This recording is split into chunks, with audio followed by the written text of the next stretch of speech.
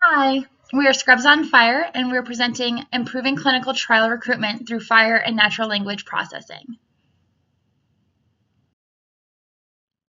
We are motivated to work on this problem because it is hard to find patients that qualify for a specific trial. The data is unorganized, free-form.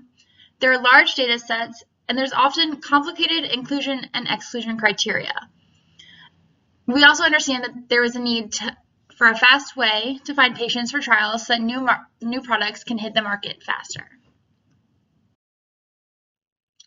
The solution we proposed was to develop an app that utilizes CQL and FHIR and Clarity NLP plus FHIR to match patients with clinical trials through the following process. First, the user will enter a specific patient ID. They'll select a specific study. The app runs CQL and NLPQL using this information. The app then displays all matching patient information, and the app also displays failed criteria. Our app fills the market gap because it does a quick search on specific criteria via parsing records. It also supports the structured and unstructured data, structured being specific codes, tests, etc., unstructured meaning notes, reports, and any free-form text. It also provides useful query languages. CQL is intuitive and a known query language, so there's no need to relearn. And NLPQL is an intuitive, human-readable query language. It's free, open source, and extendable. Potential users include research nurses, chart review utilization review nurses, and other healthcare professionals. After researching the market, we believe our competition to be big tech, such as Amazon NLP, big data healthcare, such as Nuance, Clinithink, and Health Fidelity, and then smaller companies such as Linguimatics, Talex, and Trinit. For our servers, we decided to deploy on HDAP, Nginx, and Flask servers, and this serves a React web page app to the client's browser.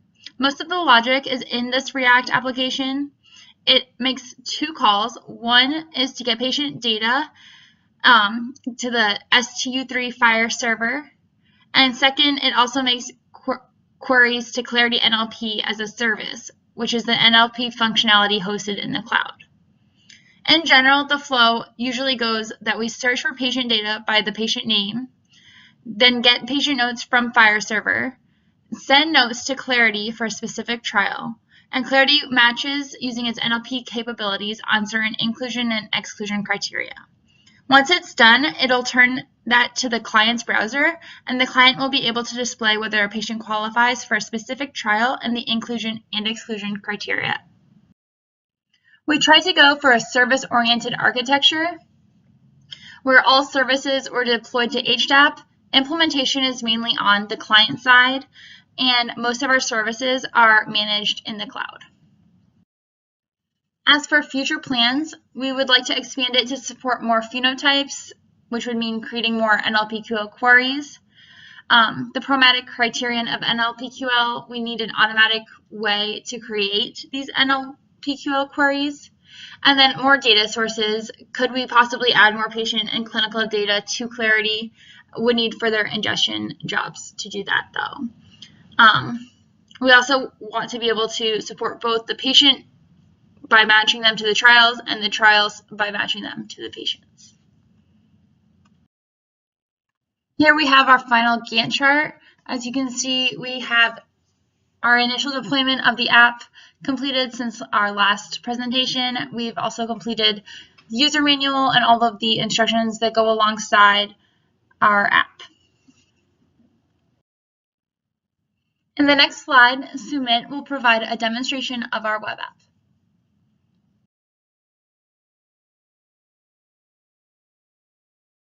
Hello everyone, here's the demo of our project. As soon as you go to the Clarity NLP FHIR client, you're treated with the screen. The first step to do is to toggle from EMR to test. Now, once you're here, you need to enter the patient's details. Now, there are two ways to enter the details. One is by patient ID and one by patient's name. Let's look at the ID first. Here, you are given with a default patient ID, which is Jeremy Bodyfelt in this case. You can use this, or you can choose any other ID, let's say 203 in this case, and search. As soon as this is done, the name of the patient is updated. Now let's see what happens in case of the name. Now, if you choose patient's name, you can start writing a patient's name, let's say Jeremy in this case, and click search. Now all the patients with Jeremy in their name will show up, and you can select either of them. So let's say we choose Jeremy Blotsky in this case. The next step is to choose a phenotype. For our use case, that is the trial and patient matching, we will choose custom clinical trial 1 version 1 and select run. Now what this is doing is it's taking the list of all the trials that we support and extract all the conditions with them. Secondly, now it also gets the details of all the patients and tries to match them. Now, for example, this is the result that we get.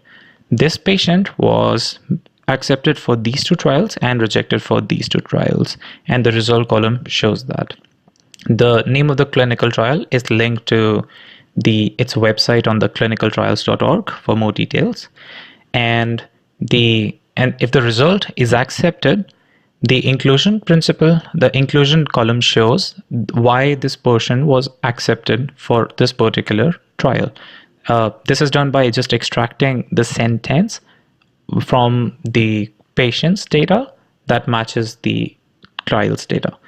And let's say if the result was rejected, the exclusion column shows why this person was rejected. For example, let's say I heal for breast cancer survivors with diabetes, the exclusion was the sex. The sex of the patient didn't match the requirement.